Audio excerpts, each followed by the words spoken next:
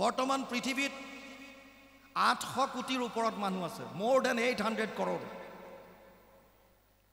কাৰো লগত কাৰো মিল নাই। সেইকাৰণে আমি ইজনে সিজনক চিনি পাওঁ, এজন অমুক বাপ, এজন তমুক বাপ, এজন তমুক চিনি পাওঁ। আনকি আমাৰ যি আঙুলিৰ ছাপ, ফিংগাৰ প্ৰিণ্টছ, এই ফিংগাৰ প্ৰিণ্টছো কাৰো লগত কাৰো নিমিলে, কাৰো লগত কাৰো নিমিলে।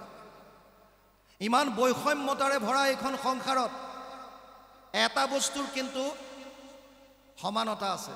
কি হেতু? আমি সকলোৱে আনন্দ বিচাৰোঁ। আমাক সকলোকে আনন্দ লাগে। আজি যিসকলে যাগ যজ্ঞ পূজা পাতলেৰে কৃষ্ণক বিচাৰিছে তেওঁলোকো আনন্দ বিচাৰিছে। যোনে ঘৰ দুৱাৰ বাদ দি সন্ন্যাস হৈ পেলাই পৰ্বতৰ পাহাৰৰ মাজত আছেগৈ তেওঁলোকো আনন্দ বিচাৰিছে। এজন ভিক্ষাৰীও আনন্দ বিচাৰিছে, এজন ৰজাইও আনন্দ বিচাৰিছে, উগ্ৰবাদীসকলেও আনন্দ বিচাৰিছে। আৰ্মি কওক, আপুনি পাৰামিলিটাৰী কওক, পুলিচ প্ৰশাসন কওক, চবকে কেৱল আনন্দ লাগে। আনন্দ লাগে আমাক। আনন্দ পাম ক'ত? তিনিটা মূল তত্ত্ব।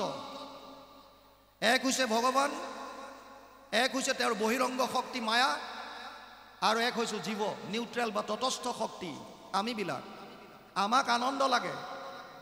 আনন্দ পোৱাৰ দুটাই জেগা আছে, এফালে ভগৱান, এফালে তেওঁৰ মায়াৰ সংসাৰ। এডাল তৃণৰ পৰা বুলি ব্ৰহ্মলোক পৰ্যন্ত, ব্ৰহ্মা আদি কৰি জীৱ যত, ৰাম ৰাম ৰাম ৰাম ৰাম, মায়া সজ্জা মাজে আশ্ৰয় ঘুমতি যায়। মায়াৰ পৰা কোনো পৰিত্ৰাণ হ'ব পৰা নাই, ব্ৰহ্মাও পৰা নাই। বাকী দেৱ দেৱতা কি কয় আপুনি?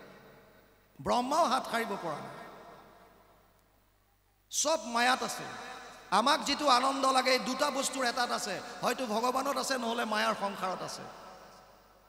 ইয়াৰ দুটাৰ ভিতৰত এটা থাকিবই লাগিব, কাৰণ তিনিটাই মূল তত্ত্ব।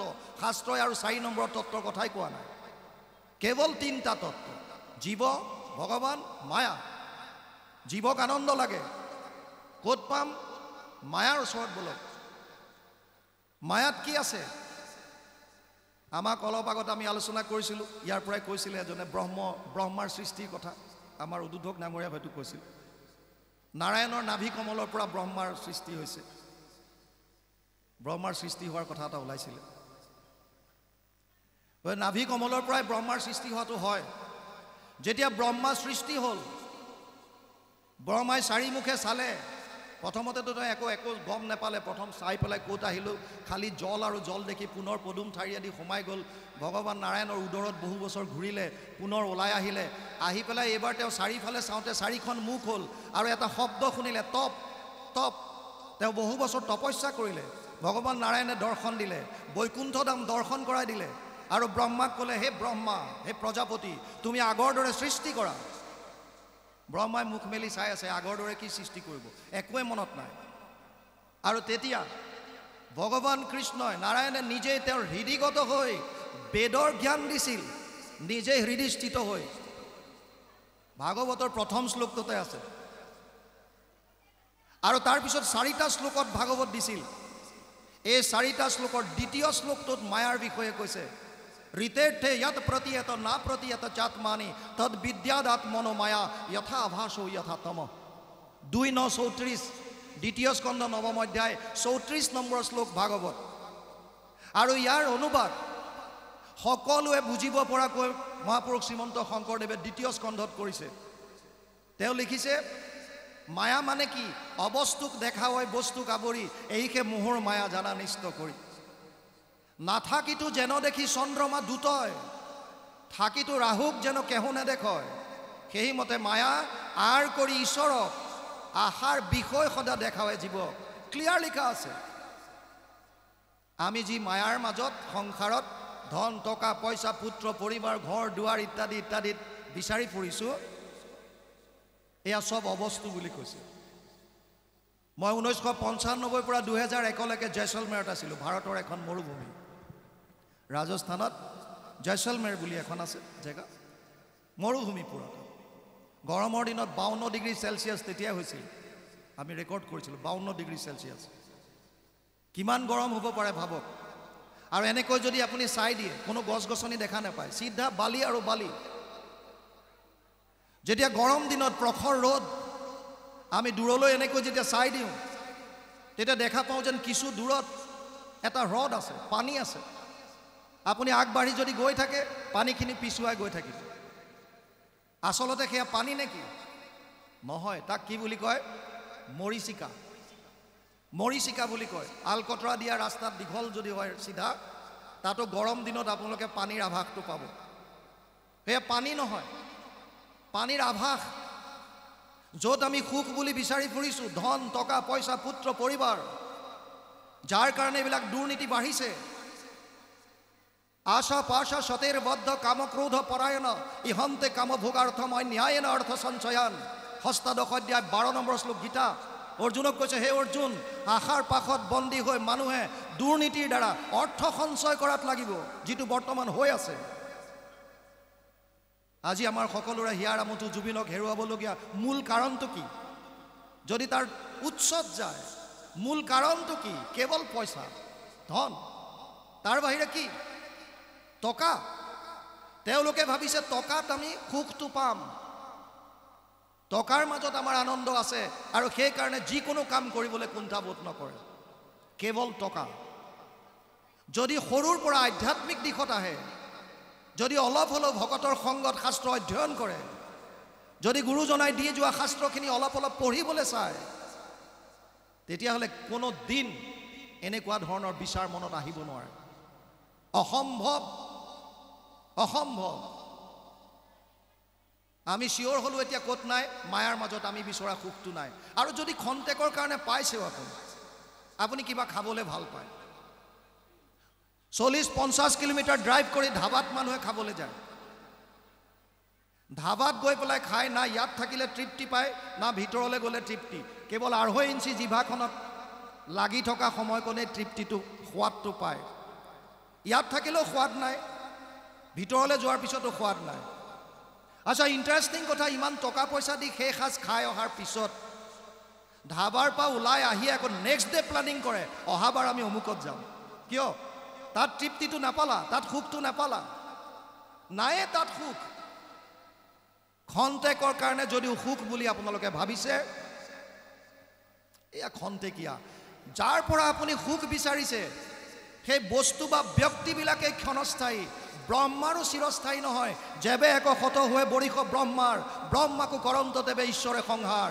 ব্ৰহ্মাও সাৰি যাব নোৱাৰে, বাকী কোন? চব ক্ষণস্থায়ী। আৰু এটা ক্ষণস্থায়ী বস্তুৱে, অস্থায়ী বস্তুৱে আপোনাক পাৰ্মানেণ্ট সুখ দিব নোৱাৰে। তেতিয়াহ'লে আমি বিচৰা আনন্দটো ক'ত পাম?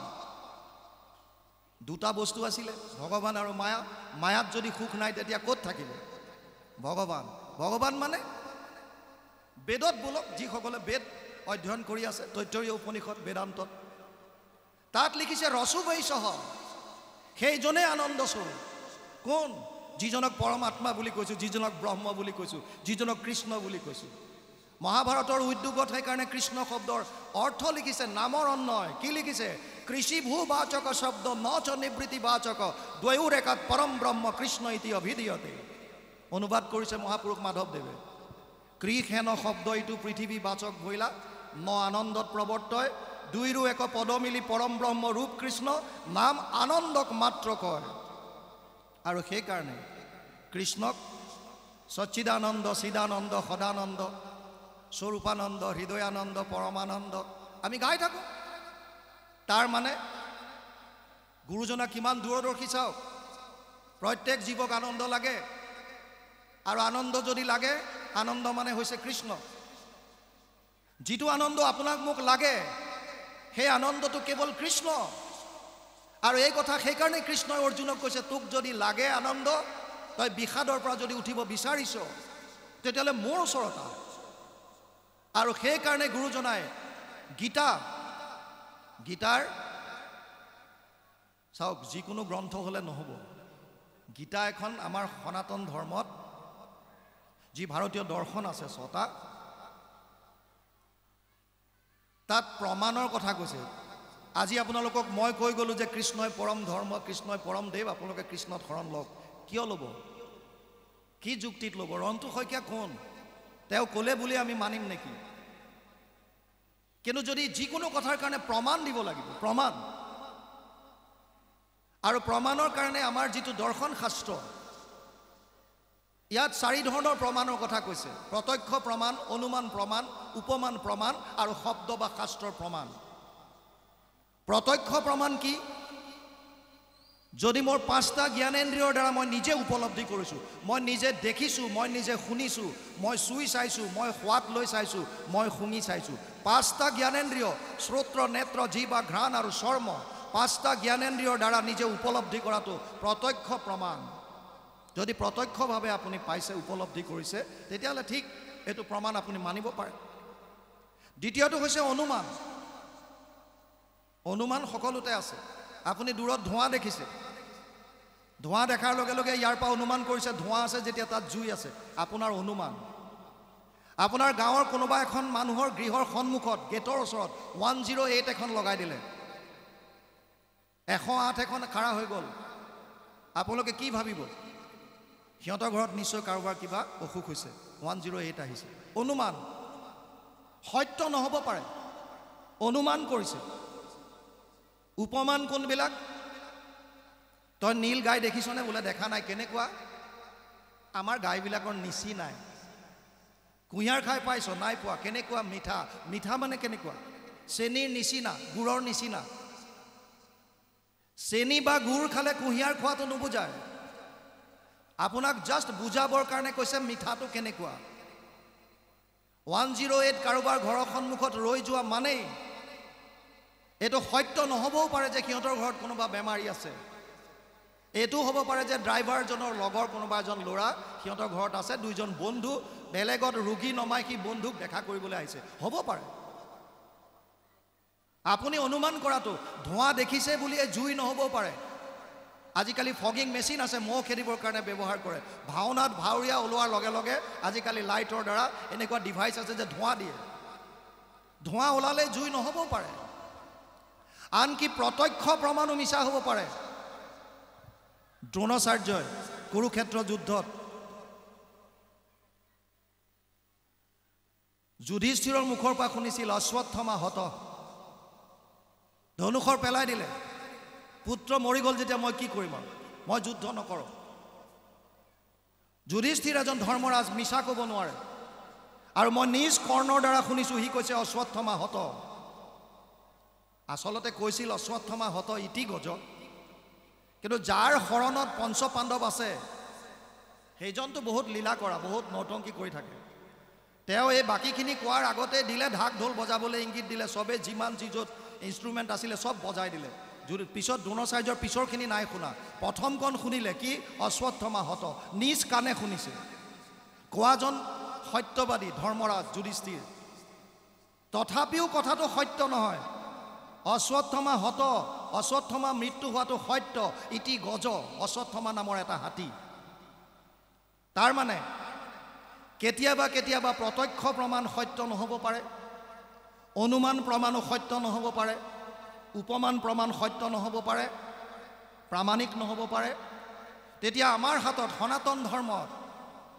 আপোনালোকে মন দি শুনক সনাতন ধৰ্মত প্ৰমাণৰ কাৰণে এটাই শেষ উপায় আছে এটো মানিবই লাগিব বাউন যদি আস্তিক হয় আস্তিক মানে ভগৱানক মনা নমনা কথা কোৱা নাই আস্তিক মানে কৈছে আপুনি ধৰ্মশাস্ত্ৰখিনি মানিছে নে নাই সনাতন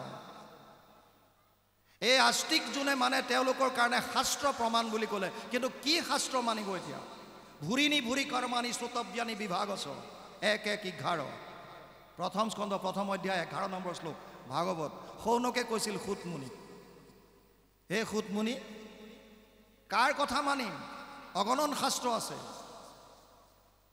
কোনখনত কাৰ কথা মানিম কোনোবা শাস্ত্ৰত যদি কৈছে যাগ যজ্ঞ পূজা পাতলত কল্যাণ পাবা কৰবাত কৈছে জপ তপ তীৰ্থ কৰা কৰবাত কৈছে দান দক্ষিণা কৰা কৰবাত কৈছে ধ্যান ধাৰণা সমাধি কৰা কাৰ কথা মানিম তেতিয়া সনাতন ধৰ্মই তিনটা প্ৰস্থান দিলে শ্ৰুতি প্ৰস্থান স্মৃতি প্ৰস্থান আৰু ন্যায় প্ৰস্থান শ্ৰুতি মই অলপ আগত কৈছো বেদক কয় বেদৰ সাৰমৰ্ম যদি জানিব বিচাৰিছে তেতিয়া বেদান্ত অধ্যয়ন কৰিব লাগিব যাক আমি উপনিষদ বুলি কওঁ মূল উপনিষদ 11খন যদিও অগণন আছে উপনিষদ শ্ৰুতি প্ৰস্থানত বেদান্তক দিছে উপনিষদত। যদি উপনিষদত লিখা আছে ই প্ৰামাণিক বুলি মানিব লাগিব যদি আপুনি আস্তিক হয়। যদি নাস্তিক হয়, জৈনিজিম, বুদ্ধিজিম, চাৰ্বাক, তেওঁলোকৰ কথা নাহে, তেওঁলোকে নামানিব পাৰে, নামানে তেওঁলোকে। যিসকলে মানে তেওঁলোকৰ কাৰণে প্ৰথম প্ৰস্থান দিলে শ্ৰুতি বেদান্ত, দ্বিতীয় দিলে স্মৃতি প্ৰস্থান। শ্ৰুতি কিয় আহিছে মই অলপ আগত কৈছিলোঁ, শ্ৰৱণৰ দ্বাৰা বেদ অহাৰ কাৰণে। শ্ৰৱণৰ বেদৰ আন এটা নাম হৈছে শ্ৰুতি শাস্ত্ৰ। বেদৰ মন্ত্ৰবিলাক সকলোৱে বুজি নাপাইছিল, সেইকাৰণে যিসকল ঋষিমুনি আছিল তেওঁলোকে এই বেদৰ ওপৰতে ভিত্তি কৰি নিজৰ স্মৃতি শক্তিৰ দ্বাৰা, স্মৰণ শক্তিৰ দ্বাৰা আন কিছুমান গ্ৰন্থ, ইতিহাস ৰচনা কৰিলে, যাক আমি মহাভাৰত কওঁ, মনুস্মৃতি কওঁ। এয়া স্মৃতি গ্ৰন্থ। মহাভাৰত এখন স্মৃতি শাস্ত্ৰ। মহাভাৰতৰ ভিতৰৰ ভীষ্ম পৰ্বৰ 25 অধ্যায়ৰ পৰা 42 অধ্যায়লৈ এই 18টা অধ্যায় সুকীয়াকৈ উলিয়াই আনিছে, নাম দিছে শ্ৰীমদ ভগৱত গীতা।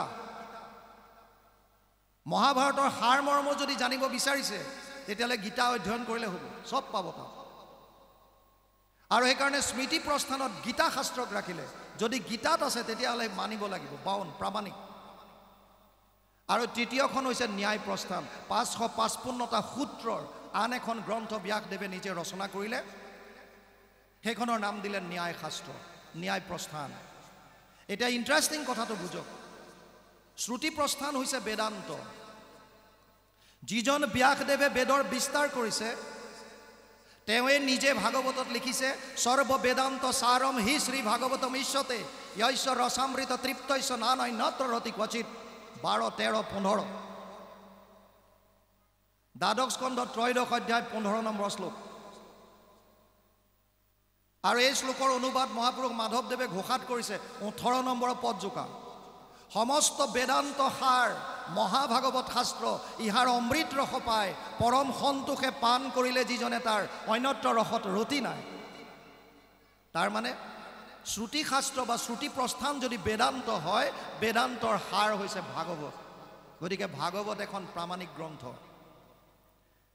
স্মৃতি প্ৰস্থান গীতা, ইয়াত ক'বলগীয়া একো নাই। ন্যায় প্ৰস্থান হৈছে ব্ৰহ্মসূত্ৰ। যিজন ব্যাসদেৱে 555টা সূত্ৰত ব্ৰহ্মসূত্ৰ লিখিছে তেওঁৱে গৰুড় পুৰাণত লিখিছে অৰ্থ অয়ম ব্ৰহ্মসূত্ৰ নাম সৰ্ব উপনিষদ মতা। অৰ্থাৎ ভাগৱত শাস্ত্ৰখন ব্ৰহ্মসূত্ৰৰ টীকা ভাষ্য। ভাগৱতৰ মংগলাচৰণৰ প্ৰথম শ্লোকটোৱে য'ৰ পৰা আহিছে জন্মাদস্য য়ত, এইটো ব্ৰহ্মসূত্ৰৰ দ্বিতীয়টো শ্লোক। অথতো ব্ৰহ্ম জিজ্ঞাসা, দ্বিতীয়টো শ্লোক হৈছে জন্মাদস্য য়ত।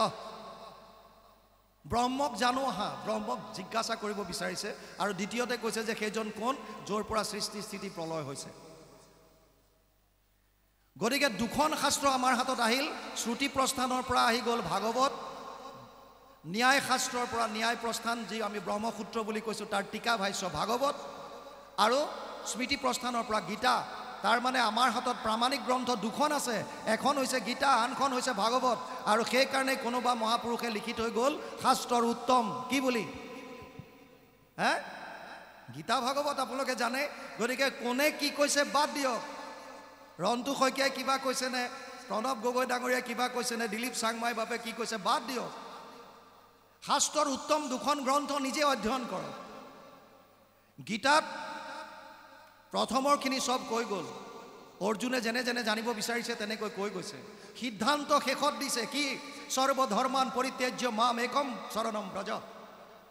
চব বাদ দি কেৱল একত শৰণ ল, য'ৰ পৰা মহাপুৰুষ শ্ৰীমন্ত শংকৰদেৱে এক শৰণ হৰিনাম ধৰ্মৰ এক শৰণ বস্তুভাগ আনিছে। ই সম্পূৰ্ণৰূপে প্ৰামাণিক গ্ৰন্থ স্মৃতি প্ৰস্থানৰ গীতাৰ পৰা আনা। দ্বিতীয় হৈছে এতিয়া হৰিনাম। সকলোৱে কয় নাম বস্তুভাগ ভগৱানৰ সহস্ৰ নামৰ পৰা আনিছে পদ্ম পুৰাণৰ। ই সত্য, মহাভাৰততো আছে সহস্ৰ নামৰ কথা, ই সত্য, ইয়াত কোনো নুই ক'ব নোৱাৰে। কিন্তু শাস্ত্ৰৰ উত্তম যদি গীতা ভাগৱত হয়, ভাগৱতে কি কৈছে নামৰ ওপৰত? ভাগৱতে কৈছে কলৌ দোষ নিধে ৰাজন অস্তি এক মহান গুণ কীৰ্তনা দেৱ কৃষ্ণস্য মুক্ত সংগ পৰম ব্ৰজেত। 12:351 দ্বাদশ স্কন্ধ 3 অধ্যায় 51 নম্বৰ শ্লোক। দোষৰ সাগৰ কলি তাকো পৰীক্ষিত ৰাজা, গুণ দেখি কৰিলা ৰক্ষণ, অন্তৰ্জাতীয় পাতকীও কলিত তৰয় সুখে, মুখে কৰি কৃষ্ণৰ কীৰ্তন। ভাগৱতত 12টা স্কন্ধ 335টা অধ্যায় 18,000 শ্লোক আছে।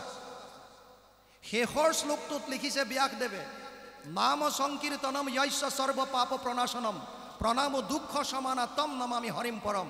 12, 13, 23 দ্বাদশ স্কন্ধ 3 অধ্যায় 23 নম্বৰ শ্লোক ভাগৱত। তাত কৈছে নাম সংকীৰ্তনৰ দ্বাৰাই সমস্ত পাপৰ পৰা আমি পৰিত্ৰাণ পাব পাৰোঁ।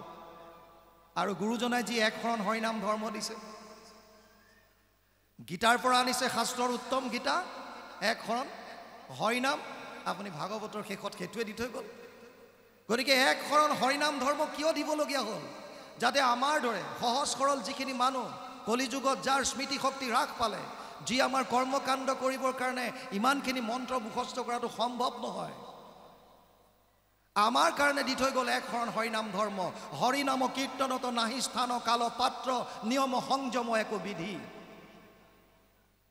সেইকাৰণে এই ধৰ্মটো তেওঁ প্ৰৱৰ্তন কৰিলে। প্ৰৱৰ্তন কৰাৰ পাছত এতিয়া ইয়াক প্ৰচাৰ কৰিব লাগিব, প্ৰসাৰ কৰিব লাগিব। কেনেকৈ কৰিব? মানুহো বেলেগ বেলেগ ধৰণৰ থাকে। যিসকল ইয়াত শিক্ষা জগতৰ লগত জড়িত আছে, শিক্ষক, কোনোবা হয়তো ইউনিভাৰ্চিটিৰ কোনোবা থাকিব পাৰে টিচাৰ, কোনোবা কলেজৰ থাকিব পাৰে, কোনোবা হায়াৰ ছেকেণ্ডেৰী হাইস্কুল লেভেলৰ থাকিব পাৰে, কোনোবা প্ৰাথমিক লেভেলৰ থাকিব পাৰে। এজন শিক্ষক যেতিয়া ক্লাছৰুমত সোমায়, তেতিয়া তেওঁ গম পায় যে মোৰ সন্মুখত যি ছাত্ৰ ছাত্ৰী আছে তেওঁলোক কোনটো ষ্টেটাছৰ। প্ৰাথমিক লেভেলৰ যদি শিক্ষকজন হ'ব পাৰে ডক্টৰেটধাৰী, PhD কৰা হ'ব পাৰে, কিন্তু তেওঁ বুজোৱাৰ সময়ত তেওঁ গম পাইছে মোৰ সন্মুখত যি আছে এইখিনি প্ৰাথমিক লেভেলৰ, তেওঁলোকৰ লেভেলত আহি বুজাব লাগিব। তেওঁ নিজে বুজামতে কৈ গ'লে একো বুজি নাপায়। আৰু যদি হায়াৰ ছেকেণ্ডেৰী বা হাইস্কুল লেভেলৰ হয়, তেতিয়া শিক্ষকজনে বুজি পায় মোৰ সন্মুখত থকা ছাত্ৰ ছাত্ৰী ইমানখিনি বুজিব পৰা হৈছে, মই এনেকৈ ক'লে বুজি পাব। কলেজত শিক্ষকে বুজি পায়, ইউনিভাৰ্চিটিত তেওঁলোকে বুজি পায়। কিন্তু গুৰুজনাই যেতিয়া ধৰ্ম প্ৰৱৰ্তন কৰিলে, তেতিয়া ধৰ্মটো সকলোৰে ওচৰত নিব লাগিব। এতিয়া সকলো শ্ৰেণীৰ মানুহ আছে, সেইকাৰণে পণ্ডিতসকলৰ কাৰণে তেওঁ সাহিত্য সৃষ্টি কৰিলে, সংস্কৃতত ভক্তি ৰত্নাকৰ। যিসকলে বুজিব পাৰে, পঢ়া শুনা কৰিছে বা শ্ৰৱণৰ দ্বাৰা বুজিব পাৰে, সেইসকলৰ কাৰণে ব্ৰজাৱলীত তেওঁ বিভিন্ন গ্ৰন্থ সৃষ্টি কৰিলে, অনুবাদ কৰিলে, ভাগৱতকে মুখ্য কৰি। আৰু যিসকলে একো নাজানে, তেওঁলোকক কৃষ্ণমুখী কেনেকৈ কৰিব, তাৰ কাৰণে তেওঁ সৃষ্টি কৰিলে ভাওনাৰ, যাতে ভাওনাৰ মাজেৰে কৃষ্ণ সংস্কৃতিটো তেওঁ প্ৰচাৰ প্ৰসাৰ কৰিব পাৰে। যিসকলে নাজানে একো, তেওঁলোকে ভাওনা চাবলৈ আহিছে, কিন্তু তাৰ মাজেদি গম পায়, প্ৰহ্লাদৰ চৰিত্ৰ দেখুৱাইছে। প্ৰহ্লাদে মানে কৃষ্ণত শৰণ লোৱাৰ কাৰণেহে এয়ে জুয়ে পুৰিব নোৱাৰিলে, হাতীয়ে খুচিব নোৱাৰিলে, দাঁত ভাগি গ'ল, সাপে খুটিলে একো নহয়, বিষ দিলে একো নহয়, কিয়? আশ্ৰয়টো ভাল হৈছে। কি সুন্দৰ! তেওঁ ৰাম বিজয় নাটৰ দ্বাৰা ৰামৰ প্ৰতি আকৃষ্ট কৰিব বিচাৰিছে, পাৰিজাত হৰণত দেখুৱাইছে কৃষ্ণৰ মাহাত্ম্য। গতিকে প্ৰত্যেকটো বস্তু, আৰু তেওঁৰ যিসকল অনুগামী, নৃসিংহ যাত্ৰা যোনে লিখিছে পিছত, এয়া যি কি নহওক, আল্টিমেটলি ভাগৱতৰ পৰা, মূল গ্ৰন্থৰ পৰা একো একোটা কাহিনী লৈ এই কৃষ্ণ ভক্তি প্ৰচাৰ আৰু প্ৰসাৰৰ কাৰণে তেওঁ ভাওনাৰ সৃষ্টি কৰিলে। আপোনালোকে জানি আচৰিত হ'ব, প্ৰত্যেকটো সৃষ্টি কেৱল আৰু কেৱল কৃষ্ণমুখী। আৰু সেই গুৰুজনাক আজি এইটো সময়ত স্মৰণ কৰিবলৈ পাই আমি নিজকে ধন্য মানিছোঁ। আমি ধন্যবাদ জনাইছোঁ এই গোমোঠাবাসী ৰাইজক, যি আমাক সুদূৰ বিশ্বনাথ চাৰিআলিৰ পৰা নিমন্ত্ৰণ দিছে যে দুআষাৰ শুনিম। গুৰুজনাৰ বিষয়ে সকলোৱে জানে, নজনা কোন আছে? জনাত সকলোৱে জানে। যেতিয়া ভগৱান কৃষ্ণ হস্তিনাপুৰত গৈছিল আৰু দুৰ্যোধনক কৈছিল, দাদা দুৰ্যোধন, যদি কুৰুক্ষেত্ৰ যুদ্ধ বিচৰা নাই তেতিয়াহ'লে এটা কাম কৰা। বোলে কি কৰিম? 5খন গাঁও দিয়া মাত্ৰ। দুৰ্যোধনে ক'লে 5খন গাঁওটো দূৰৰ কথা, মই বেজীৰ আগত উঠা সামান্য মাটিকণো বিনা যুদ্ধত নিদিওঁ। ভগৱান কৃষ্ণই সুধিছিল, দাদা দুৰ্যোধন, ধৰ্ম কি জানানে নাই? দুৰ্যোধনে কৈছিল, জানামি ধৰ্মম নাচামে প্ৰবৃত্তি। ধৰ্ম কি মই জানো, মানিবলৈ মন নাই। আমাৰ এনেকুৱা কোন আছে যোনে ধৰ্ম বুজি নাপায়? ধৰ্ম মানে বেছি আপোনালোক চিৰিয়াছ নহ'ব। দৈনন্দিন জীৱনৰ যিখিনি আমাৰ মূল কৰ্তব্য, যি ডিউটি, সেয়াও একোটা ধৰ্ম। ছাত্ৰ ছাত্ৰীৰ ধৰ্ম হৈছে তেওঁলোকে শিক্ষা লোৱা। এজন শিক্ষক বা শিক্ষয়িত্ৰীৰ ধৰ্ম, তেওঁ যেতিয়া স্কুলত থাকিব, বিদ্যালয়ত থাকিব, তেতিয়া শিক্ষা দান কৰা। তেওঁ যেতিয়া ঘৰলৈ আহিব, কাৰোবাৰ যেতিয়া তেওঁ মাতৃ, কাৰোবাৰ যেতিয়া পিতৃ, তেতিয়া তেওঁ সন্তানৰ প্ৰতি কৰিবলগীয়া কৰ্তব্যখিনি তেওঁৰ ধৰ্ম। সমাজৰ নাগৰিক হিচাপে সমাজৰ প্ৰতি কৰিবলগীয়াখিনি তেওঁৰ ধৰ্ম। দেশৰ নাগৰিক হিচাপে দেশৰ প্ৰতি কৰিবলগীয়া তেওঁৰ ধৰ্ম। কিন্তু এই সমস্তবিলাক শাৰীৰিক ধৰ্ম, শাৰীৰিক ধৰ্ম। আৰু এটা ধৰ্ম আছে, সেইটো হৈছে আত্মা, যাক আমি আধ্যাত্মিক বুলি কওঁ। আত্মাৰ ধৰ্মৰ কাৰণে সময় উলিয়াওক, আৰু তাৰ কাৰণে সুবিধা কৰি দিছে যদ্যপি ভকতি নৱবিধ মাধৱৰ শ্ৰৱণ কীৰ্তন আত সন্ত শ্ৰেষ্ঠতৰ, গুৰুজনাই কৈ গৈছে। বাকী সব বাদ দিয়া, কেৱল শ্ৰৱণ কীৰ্তন কৰা। শ্ৰৱণ কীৰ্তন কৰিলে হ'ব। কিয়?